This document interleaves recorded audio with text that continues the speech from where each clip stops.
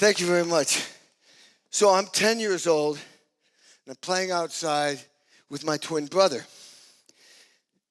And we live in this little town called Stockbridge, where I grew up, maybe 3,000 people, Western Mass. And one night, while we're playing out there, because there's nothing to watch on TV, we always were outside, my mom yells at us, "Boys, come in right now." So we're like, oh my God, we're in trouble. We go running in. We get in the family room, and my mom is pointing to this black and white RCA TV set. Had the rabbit ears and the tin foil on it to get better reception, because we're in the mountains, sort of. And there on the TV is the Ed Sullivan Show. And there's 4 guys on there with suits. They're tapping their feet. They got long hair, playing electric guitars, electric bass and drums. And, the lead singer walks up to the mic and goes, "She loves you, yeah, yeah, yeah." I'm like, whoa, who are these guys? I'm electrified. I'm blown away. I'd never seen a rock band before. You remember, there was no video games or cell phones or computers. This was like the biggest game in town. So all I know is I want to be a part of this. So I said to my mom, "Who are these guys?" She said, "Well, they're the Beatles." I said, "I want to be in the Beatles." So I said, "Mom, call them up." I'm 10 years old, so I'm like, call them up, and I want to play drums. I want to play drums. Forget the piano lessons, it's drums now. Well, she didn't call them up, and she didn't get me a drum set. But I started my own band 2 weeks later called the Alley Cats. I could only afford a snare drum and a cymbal. So I want to play you a video right now. It kind of tells a story.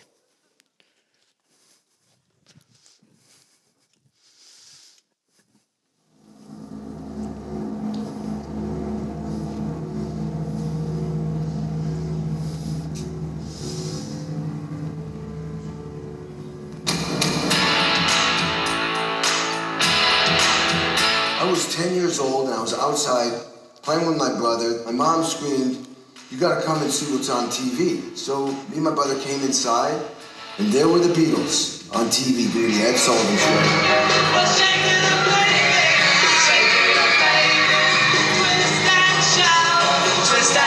It was almost like a tornado stopped, and life just stood still. And I saw the Beatles, and I turned to my mom and I went, "Mom, I want to be in the Beatles. Call them up. How do I get in the Beatles?"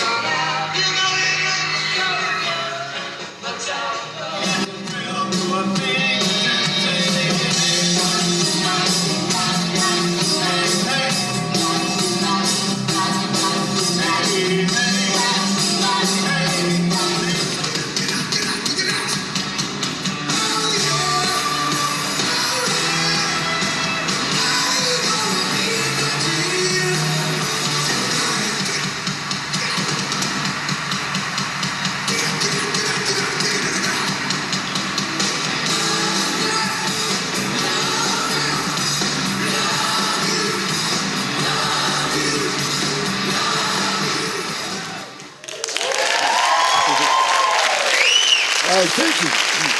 So the takeaway from this video for me is like, listen, after I saw the Beatles, I followed my heart. I followed my passion. I followed my truth. I followed my deepest desires. And I found my bliss. I found my bliss. And the amazing thing is 50 years later, after the Ed Sullivan Show, I'm playing with Paul McCartney and Ringo Starr, and I'm celebrating and honoring them for that Ed Sullivan Show that 72 million people saw back then, which is amazing. Now, I want to share something with you. In order to experience bliss, I had to realize what my higher purpose in life was. And the higher purpose in my life was to make people feel good. You see, when I was a little kid, I was drawn to the drums, and I was drawn to playing rock and roll because it made me feel good. Then when I started playing with other musicians, my energy, because you could tell I've got a lot of energy, motivated them, made them feel excited. They turned around and like, wow, now I made them feel good, and that made me feel even better. Then you take the band and you play in a place like this, or as much as I've done, I think 1 million people at Obama's inauguration, and you're moving an audience of of that kind of numbers, and they're feeling good. They're forgetting all their bad stuff and they're feeling good. So there's this like toward relationship between me and the band and the audience and me. And back in the day when I was younger and girls were throwing bars at us, there was a serious relationship going on. I'll see you afterwards. And this became my higher purpose. The higher purpose made me feel bliss. See? So anyway, that night, I'm performing with Ringo and Paul, but I also played with Stevie Wonder, Dave Grohl, Joe Walsh, Keith Urban, John Mayer, a whole bunch of other people. When I got done, I went into the audience to find my wife, who was sitting down. I wanted to watch the very end, and there's these elite seats. It was like you guys right there. And there's Tom Hanks' wife, Ringo Starr, his wife, Paul McCartney, George Harrison's widow, Sean Lennon, and Yoko Ono, and guys like Keith Urban. Oh no, it was like, Johnny Depp, that's it, and Tom Cruise. And I'm going by there, and there's Ringo going, "Bravo, Mr. Aronoff." Now, I had met him. Obviously, you saw I played with him the night before I did the Grammys with him, but I'd never had an opportunity to talk to him. I mean, he's the guy that set me going into this whole career of mine, or feeling my, higher purpose. So he's going, "Bravo," and I wanted to talk to him, so I get down on one knee in front of him because everyone's looking, and he goes, "Oh, that's okay, I'm already married." I'm like, I really wasn't going to ask you to marry me, especially with your gorgeous wife there. But I said, "Listen, seriously, you're the reason why I play drums. You're the reason why I play music. You set me on a course at age 10 that I've been on my entire life." And the bottom line is, he did help me realize what my higher purpose was in life, which has given me extreme bliss through my entire life. I live a blissful life. It's amazing. And so I really truly think a large part of being successful is finding your bliss. And finding my bliss has fueled me to work hard, fueled me to, be self-disciplined, fueled me to persevere in one of the most difficult businesses in the world for 4 decades, the music business. And I it didn't come easy. I mean, I have to be clear about this, that, you're not born successful. People aren't born successful. There's no magic pill. There's nothing that falls out of the sky. And furthermore, if you're waiting for something to happen, it ain't going to happen. It's like math. 0 equals 0. You do nothing, you get nothing. If you're waiting for it, I'm the guy who's going to take it from you because I'm going forward. I'm like a fireman going into a fire. I'm like the guy in the Marines heading into the bullets. I'm just going that way. So, I played with my little alley cats when I was a kid, and then I kept playing in bands because it made me feel good. And it was a great thing. But in my family, we all went to college. So I had to pick a major, so I picked music. There was no mentor. There was nobody to tell me, this is how you become a rock star. There was no school of rock. There was nobody to teach me how to play rock drums back then. So I studied with the percussionists from the Boston Symphony Orchestra because there was a place called Tanglewood, 3 miles from my house, where the Boston Symphony Orchestra was. Now, this guy kicked my butt, but he gave me enough skills so I could get an okay school at UMass. Okay? But I knew that wasn't enough for me. I wanted more, So I practiced 10 times longer than anybody else and worked my way from the bottom up. And I transferred to the #1 school of music classical in the country called Indiana University Bloomington. It's called the Jacobs School of Music now. Did 4 years there. Worked my way from the bottom to the top. I spent one summer at the Aspen School of Music run by Juilliard and one summer at Tanglewood run by the Boston Symphony Orchestra. Took 4 consecutive years of auditioning. But the bottom line is, I get done and I get into the Jerusalem Symphony Orchestra. Woo! I did it the American way. You go to school, learn a trade, you get a job in the field you studied. But I said, no. I said no. Everyone's like, what? You did all this and you don't want this? And the reason why, it scared me too. What happened was my brain was saying, you should do this. You should do this. But my heart and my passion was going, well, I don't want to do this. I still want to be in the Beatles or something like that. I want to make records and tour. Thank God I followed my bliss or my heart and my passion and my truth. Thank God. But I spent 4 years trying to make it, practicing 8 hours a day, 7 days a week. Moved back to Indiana, had a band. living on a porch that was winterized at $62 a month rent. And I finally got a break. Finally, get a break. All right, let's jump ahead 2 years. That band I got a break in, we're making a record at Criteria Studios, big studio in Miami. And one day, the co-producer walks in, he's got this metal box, and I'm like, what's that, man? Oh, this is the Lin 1 drum machine. This is the newest thing. This is the cool sound, man. The Bee Gees are using it next door. It's like the cool thing. I'm like, well, what are we going to use it for? And he said, well, we're going to use it on that song that we're having trouble with, the one that we're trying to get on the record. I said, wait a minute. I'm going to be replaced by a drum machine? He said, well, yeah. I went, what? So let me back up. Remember, I got into this band 2 years prior. I'm in the band. What happened was, I'm in the band. This band was on MTV, the new show, and on the radio, and touring, and doing everything I wanted to do. But we're going to make a record in California, at LA, in 5 weeks. I'm excited, but I'm really nervous, because I've never done anything like this. Not make records that get on the radio, to compete with Tom Petty and whoever else is on the radio. Springsteen, Elton John, you name it. Boy George, whoo, no, joking. Well, actually, he was on the radio. So I go to LA, make the record. In 2 days, I'm fired from the record. Devastated. You see what I'm saying? That drum machine triggered that. I'm devastated. I'm fired. The boss man comes down. We have a business meeting, and it's like, Kenny, you're not playing on the record. And as he's telling me to go back to Indiana, I went, no way. I'm not going home. I'm not going home.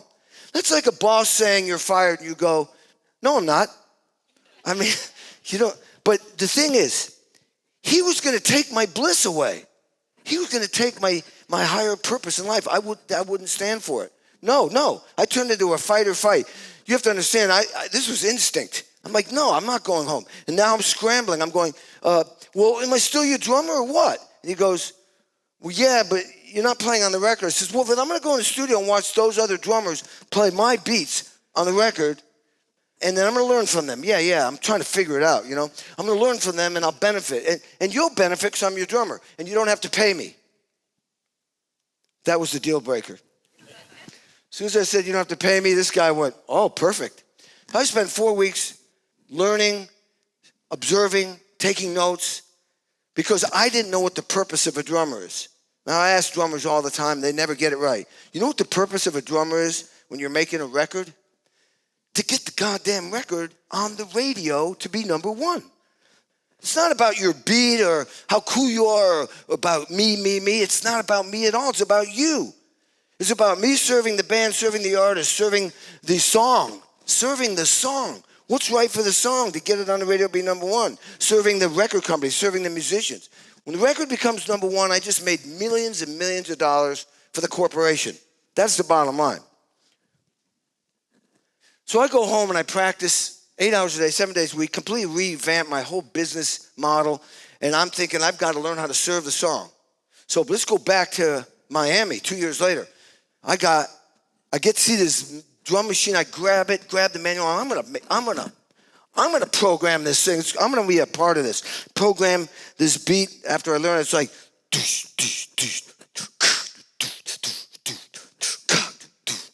it's cool, right? So I guess not. So if it's not cool, I'm gonna stop talking. No, there you go. I planted that guy in there. So the other thing I do is if it does not happen, I'm going to take my clothes off just to get some sort of reaction here. Yeah. Woo. All right. That's how I find out where you're sitting. So I grab the machine, I program, and I go back in the lounge, and I'm playing pool. I'm going, this really stinks, man. I'm like, no, I'm not part of the band. I could get fired again. I'm like sweating. And all of a sudden, 2 hours later, I get called by boss man to go into the control room. He says, Kenny, we need a drum solo right there at the second chorus. This machine is cool, but it's just dying, I'm like, a drum solo on a ballad? I'm like, oh my God, serve the song. What am I gonna do? This is like, you either hit a home run, win the World Series, or you strike out. So I'm like, okay, I gotta get this. So we get drum sounds all day, and I gotta make an entrance that's explosive. It's gonna be big on the radio. So I go boom, blam. That was my entrance, boom, blam. And I stop. And they go like, oh my God, it's great. And I'm thinking, still got my job. So next thing I do, I'm working this drum beat up the toms, because everybody usually goes down. I go up, and I hit a dead end. I'm pulled into the control room, and they're going like, dude, you can't do this. You got to do this. You can't do this. You got to do this. You can't do this.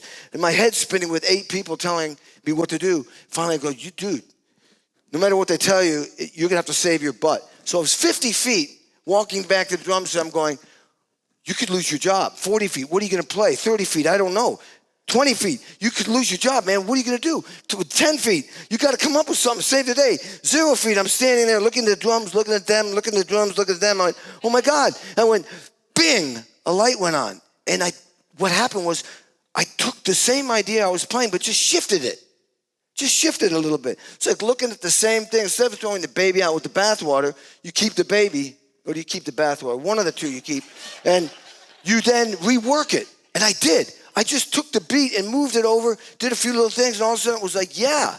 Went down the drums, and then did this groove that was cool. Long story short, this was a #1 hit single for John Cougar Mellencamp, Jack and Diane. How about that? So since I've been talking so much, this is the entertainment part. I thought I'd play you the segment that made... Now this song, this put me on the map and elevated John to the stratosphere. And it goes something like this.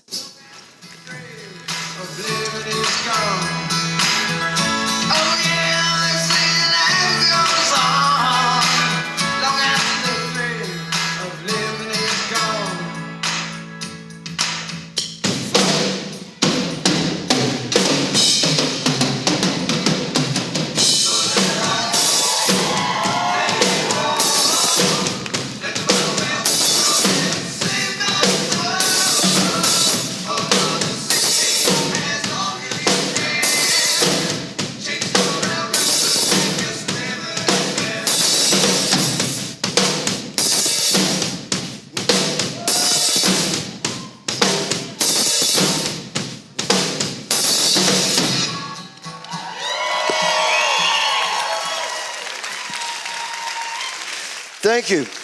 So, I mean, this record went on to sell millions, won 2 Grammys, just completely elevated us. Talk about, living your higher purpose, man. My God, we were playing in audiences, selling out arenas, people going nuts. Like I said, girls were throwing underwear, bras. It was, talk about torrid relations. Whoo! Man. So as I told you before, after seeing the Beatles on TV, it completely changed my life. I mean, I found my bliss. I followed my heart, my deepest desires. And I became the rock star drummer that I dreamed about as a little kid. And I've toured all over the world with many big acts and have recorded on over 300 million records sold. Big ones like that, That's all right, that's all right. My point is that I would never have, okay. So people ask me, well, how do you find your passion? How do you find your bliss? Or how do you find your higher purpose in life? And I tell them, look, it's more about feelings than thoughts. It's more about your heart. You got to get out of your brain and go to your heart. Your heart tells the truth. I mean, words are ideas, but feelings are the truth. And truth and feelings are your being. Your being, that's who you are. That's where your bliss and your higher purpose lives. It's that simple. Now, Mark Twain said the 2 most important days of a person's life is the day they were born and the day they figured out why they were born. Now, everybody knows their birthday, but most people don't know what their higher purpose in life is. And I know this much that, in order to feel or experience bliss, you have to realize your higher purpose in life. That's what I learned. And so I'm inviting you to deep dive into figuring out what your higher purpose in life is. And if you do, you will experience extreme bliss. Thank you.